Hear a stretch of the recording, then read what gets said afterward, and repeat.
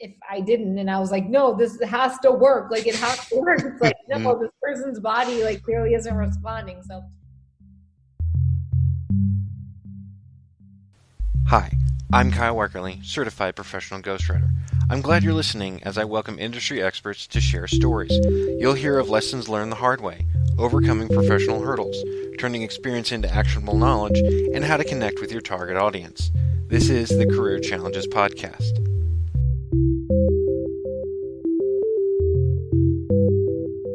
Welcome to the Career Challenges Podcast, and my guest for this episode is Jaime Morocco, and she's the founder of Dream Body and Dream Life Academy. So Jaime, welcome to the show.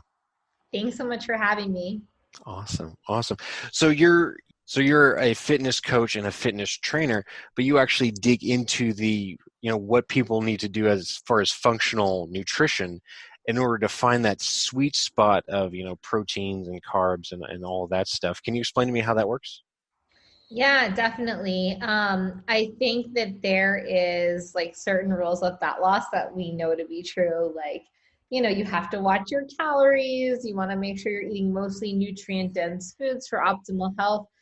But I'm a big believer in something called bio-individuality, meaning that, while there are these large and vast kind of rules of how things work, every person has their own needs on an individual level. So whether it be, somebody's dealing with a certain behavioral pattern that's not serving them, or someone's dealing with a certain digestive issue where they need a little more support, like things just aren't always as black and white, and each person really needs like that sort of level of care and attention as it pertains to helping them reach their goals. Awesome. So bioindividuality, it almost sounds like you have to get a PhD in a specific person before you can really figure out what's best for them from a nutrition and a exercise and all that kind of standpoint. I mean, I guess what is the simplest way to explain all that to, of course, a novice like me? It just means that everybody is, has like their own unique blueprint. And everybody needs a little something different. Definitely, it's not like a term that's meant to be like, crazy or hard to comprehend or understand. It literally just means that each person is just different and needs a little something different. So whether that be in the form of a certain nutritional supplement that's going to help them, or just in terms of a certain level of support that me and my team can give them to help them break through a certain behavior that's not serving them. So each person has a unique experience. You could have two people in front of you and they both weigh the same. They both might both have digestive issues. They might both have really stressful jobs, but you're going to work with the person, or the people in two very different ways. Obviously, yes. Well, little known fact, I'm a twin, but obviously we would be very different in terms of how we get healthy and stay healthy. So even after all the work of finding what that healthy lifestyle is that's best for them, what goes into maintaining that? That's a really great question, because when it comes to fat loss, what we know about the research tells us that 97% of people that lose weight will actually gain it back. That stat is horrible. Yes, that's and rough. Scary. And, it's a fault not so much on an individual level as it is of the industry as a whole.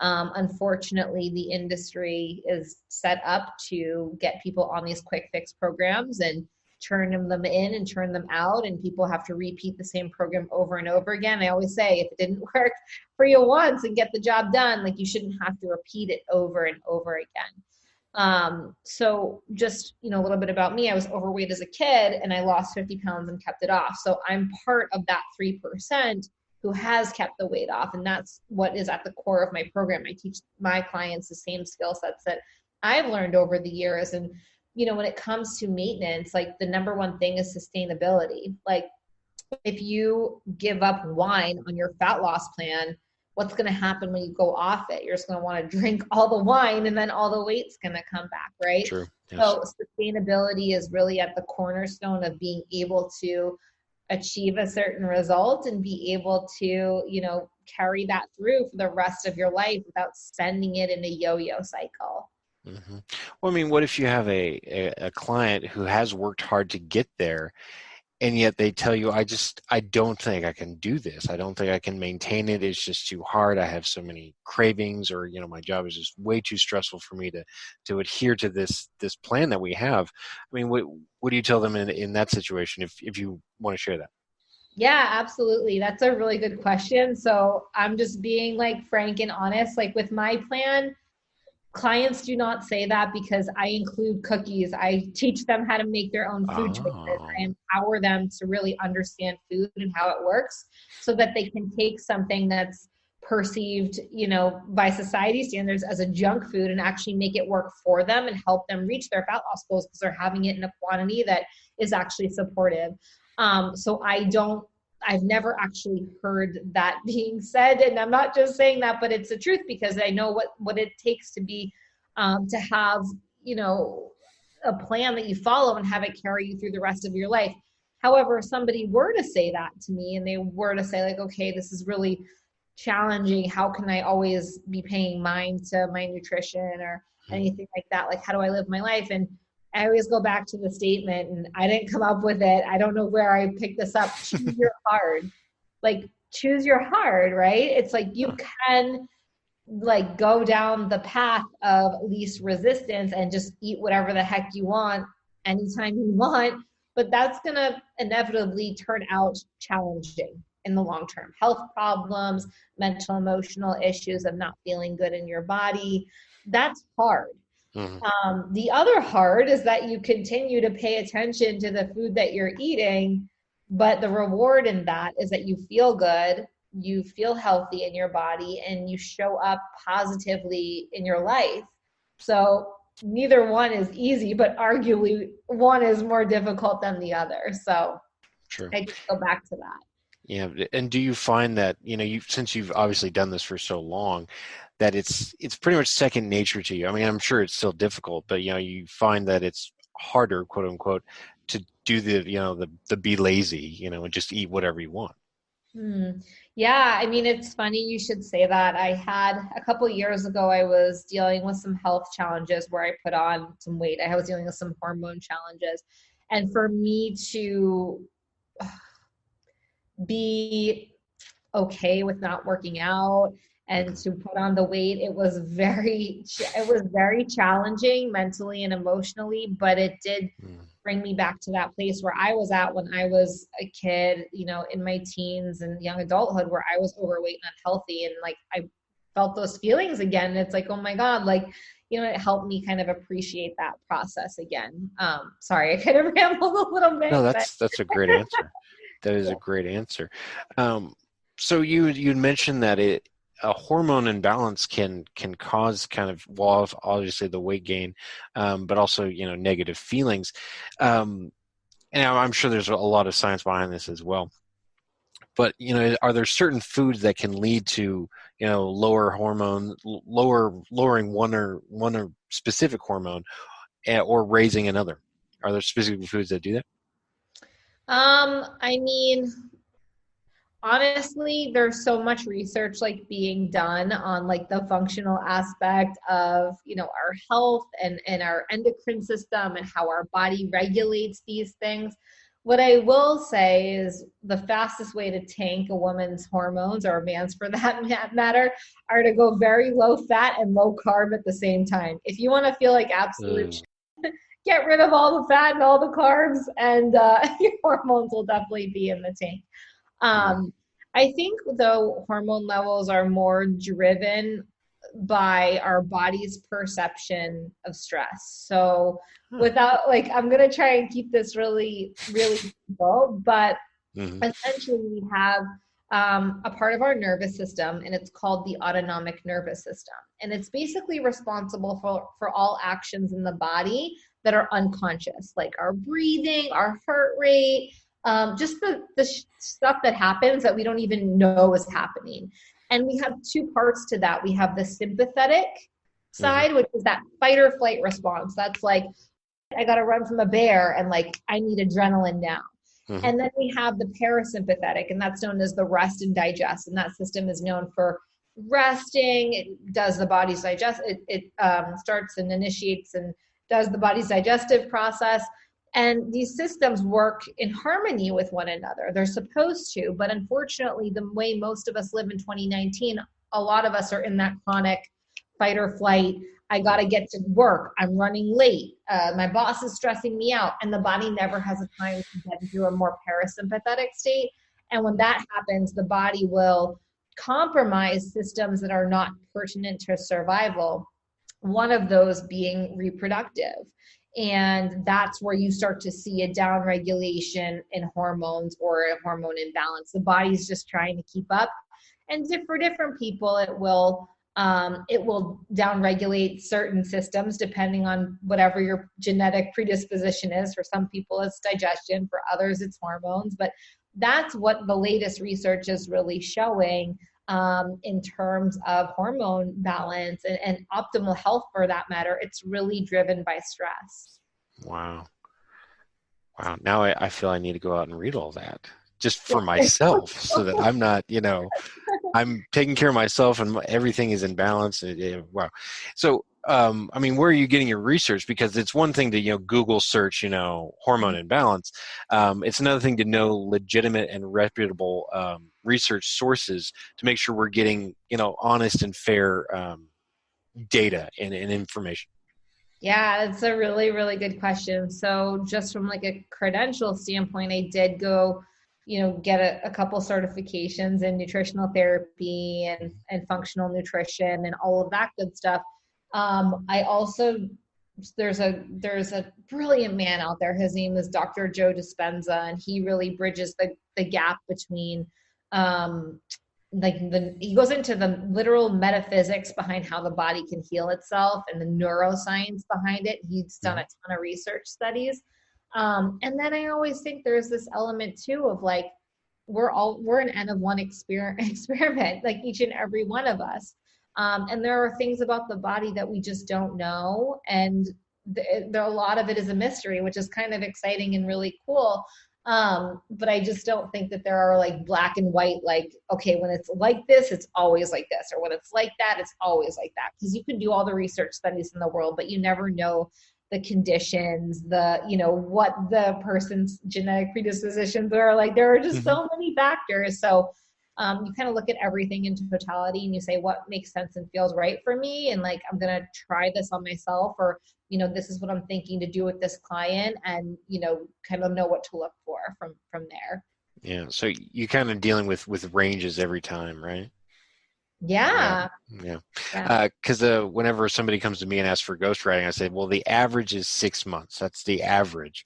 And they always think, well, it's going to take 6 months. I'm like, well, sometimes it's not. I mean, some people's projects will take a month, 2 months. One client, it was the biggest one I handled, and it ended up coming out to 15 months that we're going to take to work on this project. So, I mean, do people kind of assume, well, if I work with Jaime, I'll be healthy within a month? Do you kind of have to disabuse them of that notion? Oh yeah, I'm very like upfront. I mean, most people, I would say at this point in my practice, the bread and butter, what most women are coming to me for, is fat loss. And you just can't like lose the weight in 1 month. I mean, even if you only had like 5 pounds you want to lose, you could lose it in 1 month, maybe. But you would have to go into the maintenance phase of it and make that transition too. So, there are no quick fixes, like with anything in life. Like, the quicker the fix, the harder the crash and the burn. So, so you gotta like manage everything from all angles. Definitely. Was it the triangle? Somebody, I forget what they call it, but basically there's the triangle, and at one corner you have fast, at the other corner you have good, and then at the other corner you have cheap. So you can only have two, fast and good, but not cheap, or cheap and fast, but not good, or good and cheap, but not fast. So is it kind of similar with you and your clients, or am I making it too simple here? Like what? Like, how do you mean? Like, tell me what. Well, some people, like, of course, with ghostwriting, they'll want it cheap and then fast. Like, one person wanted it in 90 days. I said, well, it's going to cost, X amount per month. And she said, well, that's too much. I'm like, well, if you want it done in 90 days, I can't exactly live on bread and cheese the whole time. So I mean, I'm wondering with your clients when they come to you, do they think, well, if I pay a lot, will I get fast results that are good? Is it kind of like that? Do you find a lot of clients coming to you with that misperception? I'm honest. I'm not cheap. I'm an investment. Definitely. um, I'm not fast, but I'm really freaking good. And I say that because my clients, when they come to me to lose the weight, they know they will never need to lose that weight again and go through that process again. And it's an investment in time, in money, in effort, in attention. But again, like I know that although my program is an investment, that it's a very small investment compared to what they would end up spending on the Jenny Craig, the Weight Watchers, the Mm-hmm. Isogenics over the next decade, 2 decades, 3 decades. Not to mention the mental and emotional toll that can take in going through the programs and dealing with excess weight and the insecurities that go along with it for a lot of people. So I don't know if I fall on that spectrum. I Sure. think I might just be in the. I think my program is really good. So I'm sure it is. I have no doubt. I have no doubt. You'd mentioned Joe Dispenza, the book "Breaking the Habit of Being You." I mean, where did you first discover Joe Dispenza? I'm just curious because he sounds like a great author, so I need to put his name on my list. yeah, he's super fascinating. One of my business coaches in 2018 recommended him to me because I can be very much like a woo manifestation person and I like that and it's cool and I get it. But I'm also like a very practical, like what are the steps I need to do Mm-hmm. X, Y, and Z or to fix X, Y, and Z. And his work really helped me bridge that gap between the two and be like, wait a second, like one of the really cool quotes that he says is the best way to create or the best way to predict your future is to create it. Mm-hmm. So he does a lot of work on like how just because our past is our past doesn't mean it needs to be our future. And here's how you can free yourself from the thought patterns and beliefs of the past and move forward and create what you want to create. So his Oh, work is really amazing. yeah, totally, totally. I love that. That's been a theme I've seen in a lot of stories that I really enjoy rereading and rewatching in movies. Besides Joe Dispenza, have there been other resources or thought leaders that you've really liked and followed? Yeah, definitely. And different people for different reasons. Oh, really? I am a big Grant Cardone fan, even though he's incredibly controversial. What I really like about him and what it really inspires me is seeing other people just be so unapologetically themselves. Hmm. I just find that so fascinating. It's something that I try to embody, like not necessarily in a way that's like, you know, it's not like, oh, I'm like, I don't like the type of holier than thou type of Hmm. mentality, but more just like, this is who I am. And I want to help people and help you. And I stand in my power and I know this about myself. So I really get inspired by people like that. So I really like him. I mean, Tony Robbins is obviously like one of the Hmm. OGs, right, of personal development. Tony Robbins is really great. In terms of other thought leaders, oh my God, I read a lot of books. I love Tom Bilyeu's Impact Theory. He's the Definitely, founder yes. of Quest Nutrition. He's fascinating. Um, he had an Indian guru on there a couple years ago, I want to say, and I can't remember his name, but he was really amazing too. So like Mm-hmm. I don't know, I just listen to podcasts and read audiobooks and kind of like do Mm-hmm. different things at different times. Oh, Yeah. it makes me think. David Asprey. Did you read his Oh, cookbook, The Bulletproof Diet? Yeah. I've heard of it and I know, what it's based on. I'm familiar with it, but I haven't like read, a lot of his work before. I have his cookbook. It's actually on the bookshelf behind me. That's what brought it to mind. But his was really good too, and I think he was on Tom Bilyeu's program as well. But Yeah. anyway, really interesting approach on how you actually need to take care of the food before you eat it, which I thought was really kind of an interesting, eye-opening approach to food preparation and dieting, which I thought was really great. With dieting and finding what's right for your individual clients, I've heard of like percentages, like you need to have 40% carbs, 40% fat, and then what's the math on that? Another 20% of proteins, or basically cut up those three categories into specific percentages. Is that approach really what's best, or is that kind of just a generalized approach that you can work more specifically from there? Yeah, that's a really good question. So protein, fats, and carbs are macronutrients, and those are nutrients that make up our diet. I do give clients like certain macronutrient breakdowns. And again, that's going to depend on their activity level, their lifestyle, their weight loss goals, their current body composition, their ideal body composition. And I kind of, tailor that to them. But here's the thing, and this is something I always say, there's no perfect set of macronutrient splits. There's no perfect nutrition plan for somebody, because the body is always changing and adapting, and it's never really stagnant. It's always kind of in motion. So it's not necessarily that one perfect percentage breakdown that's important. It's more like what is the data that you're looking at over the course of a week, 2 weeks, and 3 weeks, and how do you decide to make an adjustment or not, depending on the data that you're seeing, if that makes sense.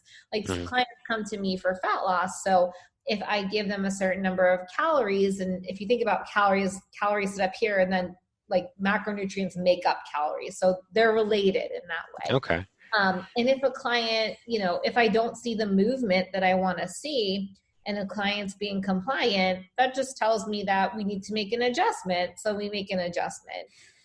But if I didn't, and I was like, no, this has to work. It has to work. It's no, this person's body clearly isn't responding. So it's really important to have a good ability, to be able to know when to change things and how to go from there. Awesome. And you're in the Boston area, right? Yes. Okay. So what if somebody's listening to this podcast and they're obviously not in the Boston area, but they kind of want to follow along with what you're teaching? What is, I guess, one resource that can get them started, a good starting point for them? Yeah. On my website, jaimemorocco.com, I have a few different free PDFs on there. And I work with clients all over the world. I have clients in India and South America. So Wow. It doesn't matter where you live. I can, I only have a very small number of clients actually in Boston. But you can go on my website, which hasn't been updated for a while, but I will be updating it soon. There's a couple free PDFs, but I'm most active on Instagram. So Instagram, I have a ton of content on my posts. Each post is kind of like a mini blog, so there's a lot of information on there too. So those two places for sure. Definitely. Would you like to be a guest on the Career Challenges podcast? Go to careerchallengespodcast.com to find out how. While you're there, check out other episodes and download them through Apple Podcasts, Google Podcasts, Stitcher, Podcast Addict, Castbox, Spotify, iHeartRadio, and more. The Career Challenges podcast is hosted by me, Kyle Weckerly. I'm a certified professional ghostwriter who works with business thought leaders and industry experts to write polished manuscripts, assess their publishing options, and create book marketing plans. I've worked with consultants, high-ticket salespeople, coaches, speakers, C-level executives, and business owners. My authors have worked for USAA, Vistage, Booz Allen Hamilton, Austin Technology Council, and the John Maxwell team. My authors want to write a book to serve as a platform for their marketing endeavors. They know that becoming an author will help them secure speaking gigs, market their expertise, promote a product or service, and more. Are you ready to turn your experience, knowledge, and stories into actionable advice and connect with your ideal client? Then visit WeckerlyWriter.com to schedule a consultation today and begin your publishing journey. That's WeckerlyWriter.com. WeckerlyWriter.com. And now, back to the Career Challenges podcast.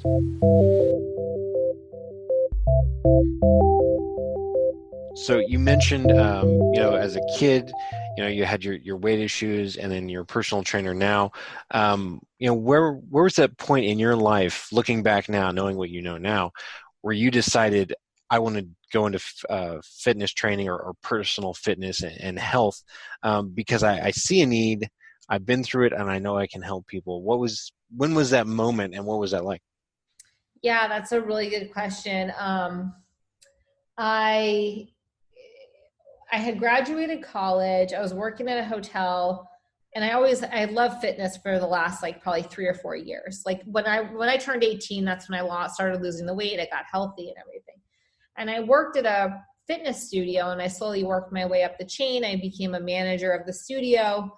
And I really didn't have anywhere else to go up from there. And I went to undergrad for entrepreneurship. I always knew I wanted to be an entrepreneur. So I went back to school for my MBA in entrepreneurship.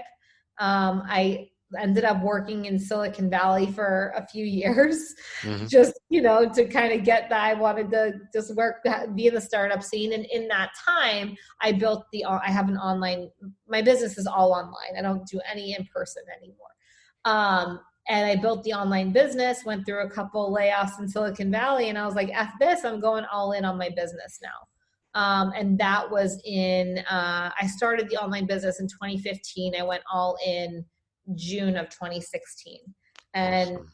Just went all in with no plan B. And that's kind of how you got to do it. So that's when I really decided. I know that there's a lot of women out there that need this message, that they don't need to starve themselves. They don't need to be yo-yo dieting. There is a way that they can make this work without only eating chicken breast all day long. And that's my message. And that's what I strive to do every day. Awesome. So when you were working in Silicon Valley, were the startups you were working with, were they fitness related, or were they just something else entirely? Something else entirely. One of the products, I still have no idea what it was. The company you just showed up and were doing your job. Showed up and did my job. It was just, what a time to be out there. It was fascinating to me. These companies get funded millions of dollars without having any sort of a product. It was just kind of a sight to behold, like just an experience in itself. But they were not fitness related at all. They were in the software space, business to business software, which, yeah. So. Awesome. And you said you were laid off twice. So, what was that like, the second time, like, well, I should have seen that coming? Well, I think it's a risk that you always take. When you work in Silicon Valley, you know that your job could be gone tomorrow. And I think that also fuels some of us that like that adrenaline. But it was funny. I was just telling this to my clients earlier today. I was doing a live on it. I was so unhappy in my jobs there, and not for any reason other than I just was never meant to work for somebody else. That was really what it was. And I remember I was talking to my boyfriend, now husband at the time, and I was like, Varun, like, either they're going to fire me or I'm going to quit, and I give it 2 weeks. And he's like, are you sure? And I was like, trust me, I'm sure. And he's like, okay, but like, we have this apartment, like, what do we do? Like, and he was starting his own business too, and he was wanting to leave. And I said, just trust me. So 2 weeks later, I kid you not, I got laid off. It was like the universe heard me. And it was one of the happiest days of my life. Really? Because I've been laid off before, and I can tell you it was not a happy day. It was probably one of the worst. Totally. It can be scary. It can be shocking. It can be jarring. It can be all of those things, but everybody has their own experience. And what it forced me to do is to be like, okay, I'm going all the way in on myself then. I knew it was what I wanted all the time. I just needed that fire to actually go and do it.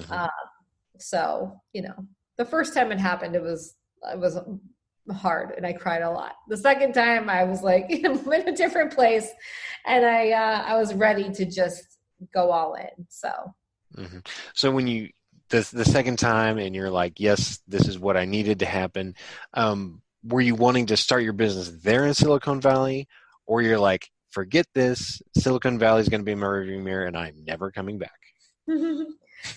So I had started it a year ago. It was a year before so I started it like in between the layoffs. Mm-hmm. And I didn't really, I knew that I had to kind of be wherever my husband was going to be, because he was working for a very large, he was working for Intuit, which is a really obviously large software. Yeah, QuickBooks.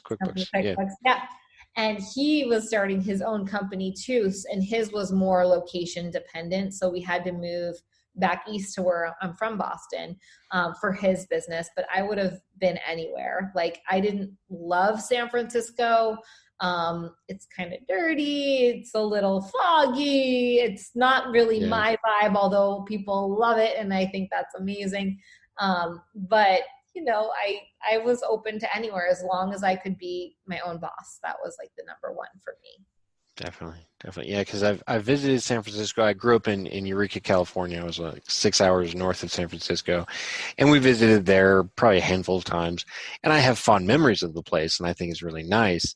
But, the opportunities now, I'm like, I don't want to live there, especially because I'm in San Antonio. And to move to San Francisco would be a huge step up in just cost of living. And I'm like, it's not worth it. So even though there's opportunities there, it's like I think I'm better off here with stuff out of Austin and here in San Antonio. Yeah, it's a crazy place. Yeah. So then moving back to Boston, I mean, from a financial point of view, was that a better shift? I mean, was cost of living lower in Boston as well? Well, we moved in with my parents, so that we went from the high rise, the job with unlimited vacation, to like living at home with mom and dad. But that's the sacrifice that I was willing to make, and my husband was willing to make, because we saw the bigger dream, the bigger part of it. We thought it would be for 3 months. It ended up being for 3 years. And what can you do? But so like, it was a smart move from a financial standpoint, 100%. And also just, from a family standpoint, having to have that bond and have my husband live, like, we loved it. It was great. So, it was just a stepping stone to take us to the next step that ultimately got us to where we are now. So definitely. Yeah. And a lot of entrepreneurs will talk about their personal network, and not just family, but friends and knowing an area real well as a reason to get out of Silicon Valley, because their support network is not there. It's home. So did you have that in Boston, and did you see a definite, what's the word? I guess a better vibe there in Boston than San Francisco? I wish I could say that I did, but like I am a part of several different masterminds and groups, and I get supported by my peeps in that way, and they're all over the world. Like we meet virtually thanks to the internet. In terms of like, I think the entrepreneurial journey can be a lonely one. Like, nobody else really gets it unless you're going through it. So it can, sometimes be hard to relate to people who even might know you and have known you for a while, because it's like they don't get it. And it's not a bad thing. It's just like, it's when you're going through it. So honestly, I would say that we had the network of my parents and some friends out here, but it's really me and my husband. And then I have a bunch of, like I said, masterminds, thanks to the internet, that I'm a part of, that really help inspire me and push me. So you had mentioned masterminds, and a previous guest of mine, Ronan Leonard, he actually puts together masterminds. And he says it's really more you're getting to pick the brains of the people who have been there before and cut down on your learning curve. Do you feel that that's what you got out of those masterminds and continue to get out of them? Yeah, absolutely. I mean, the biggest and best investments I've ever made in my business are always in personal development, whether it's business coaches or mastermind. If you would have told me years ago what I would be spending per year on this sort of personal development, I would be like, there's not an effing chance. But to see what it has done for me personally and ultimately professionally, so that I can show up as the coach I need to be for the people that need me, oh my God, has it ever been worth it? And yeah, like it does shorten the learning curve, like to learn from somebody, like that's why clients hire me too, right? Like they don't Definitely. need to go and read a million textbooks and try a million things. I know exactly what it takes. So, you know, it's like you get to pick the brain of somebody that's been there, done that, and say, does this make sense for me? What resonates, and kind of take with you what does. So. Awesome. And I've heard a lot, and I guess the bulk of the advice I'm getting from other entrepreneurs who have been there is that you've got to have a coach. You've got to have a business coach or a personal coach, or somebody to help you with the business end of it. Did you have a personal coach? And if not, what was your reasoning? Oh, I did. It was the first, I went probably like 6 months with a website, and like, you know, we make a website, we make the flyers, like such the old school way of doing things. And then I found my first business coach. And since then I've never been without one. Right now I have three. I have one for mindset. I have one for business growth and development. And I have another one for sales. Best investments I'm making right now. So. And have they been the same ones? I know you mentioned three, but have you had the same coaches ever since you started? With the exception of one. Okay. Yeah. Cool. So when it came to picking a coach, what was your criteria for picking one? Was there kind of a person you had in mind, or just really a set of traits? I wasn't even looking. I just stumbled across her ad. And I was like $1,000. And I was like, oh my God, this is so much money. Like, I was like, wow, like this is crazy. And she really got me off the ground running. And, I related to her. She did what, she had proven herself in the fitness industry and also in the business coaching industry. She had a really great track record, and I just really vibed with her. I thought she was awesome, and she ended up being, you know, a really close friend, and her and I still keep in touch to this day. I'm just at a different place in my business now where I needed, you know, different levels of support, but you know, I just wanted to vibe with her. And I think like you learn different things from different people, and you know, as you evolve and grow as an entrepreneur, there are different things that you need to learn and different people you want to learn those things from. So yeah, I think they have to inspire you, of course, in some way. And obviously they need to have attained something that you want, right? So that Definitely. they can help you. Definitely. So you had mentioned you do a lot of fitness. Do you, I guess, do leisure athletic activities? Like, Well, I'm a runner, so I just was wondering what kind of leisure athletic activities you do. Walking. Oh, cool. Walking, and I lift weights at the gym. That's really it, if you consider that leisure. But yeah, walking, lots of walking. We live in an area in Boston called the Seaport, so we're kind of right on the ocean. So Wow, a lot of walks. Yeah. Definitely. Well, I mean, the reason why I ask, I don't want to assume that, if you're into fitness that you're a runner, because I've asked that question before and I've looked rather silly. So I wanted to make sure I was reading that right. Just my wife and I do a lot of running as well. And I've seen a benefit as well too, because my oldest daughter just got a bike, and so she wants to ride the bike, and of course she wants to go fast. So I have to keep up with her. And so if it wasn't for my wife wanting to stay in shape and to get me into shape, I wouldn't be able to keep up with my own daughter on bike. So I see it as something very positive, and I'm very, very thankful for. Now, of course, there were mornings where I'm like, I don't want to get up and I don't want to run, but now I'm thankful that I did. So yeah, that's awesome. That's definitely. awesome. So I mean, when you first started this, what were your motivations to stick with it when you're just like, I'd rather sleep? Oh, like when I came to like getting healthy, losing weight, what were my motive? I mean, I'm gonna be straight up and honest. I was an 18-year-old girl. I was just getting into college, and I had always been uncomfortable in my body. And I saw the level of confidence that I had, not just in the physicality of how I felt better about the way that I looked and felt in my clothes, but I went from being a C student to an A student, like pretty much overnight. And I I attribute that to the discipline I started to create for myself around just getting up and doing it. Now, where did I generate that discipline? I think it was like, as soon as I just got over that initial hump of like the first week, and I Mm-hmm. lost like 2 pounds and I felt really good. And I started to get more motivated in school. It was like a self-generating machine. Like Mm-hmm. that's what did it for me. So I saw the benefit like pretty quickly because I started to feel better. Everything just got better when I started showing up for myself. So Awesome. Awesome.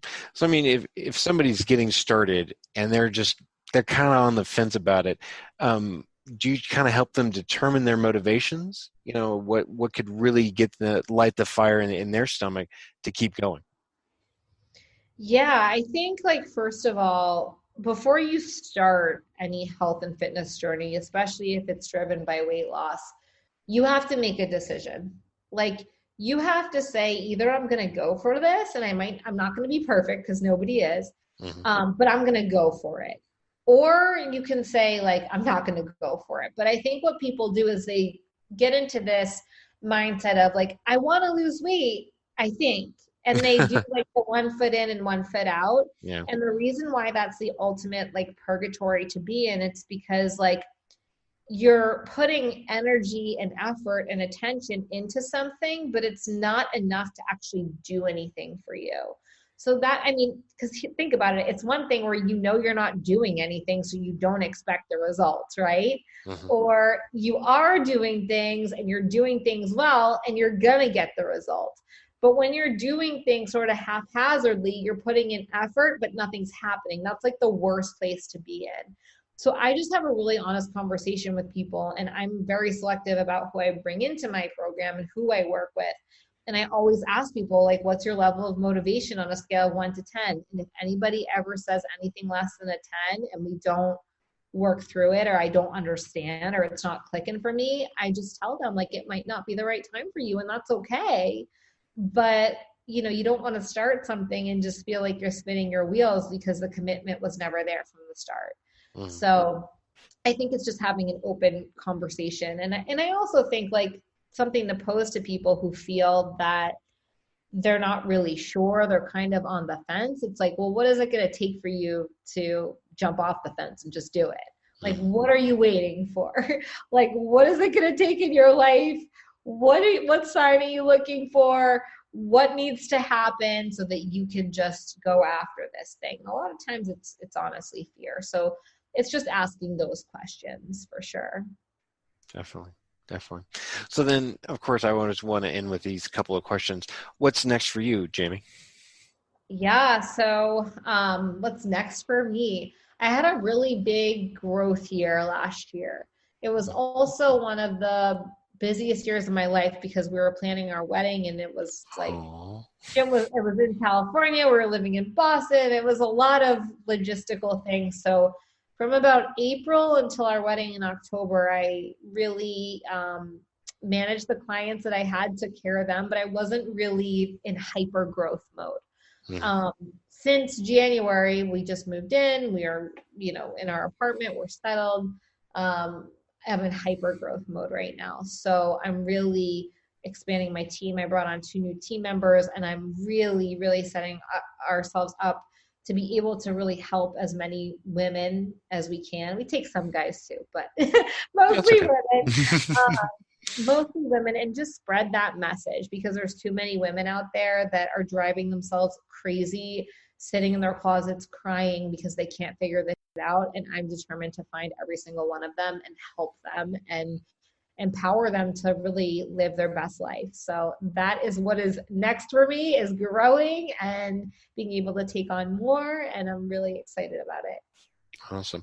So if somebody's listening to this, even if it's a guy, and they want to at least reach out and get the free resources off your website or learn more about how you do things, where can people find you?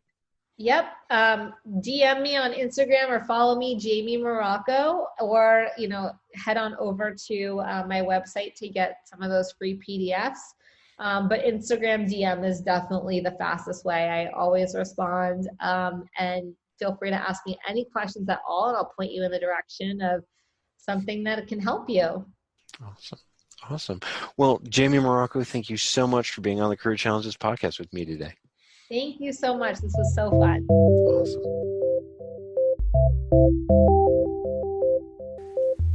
Thank you for listening to the Career Challenges podcast. Don't forget to subscribe and like the Career Challenges podcast on your favorite podcasting app. Visit careerchallengespodcast.com for more information. Schedule your free consultation with Kyle Weckerly by visiting weckerlywriter.com today. That's WECKERLYWRITER.com. Thank you.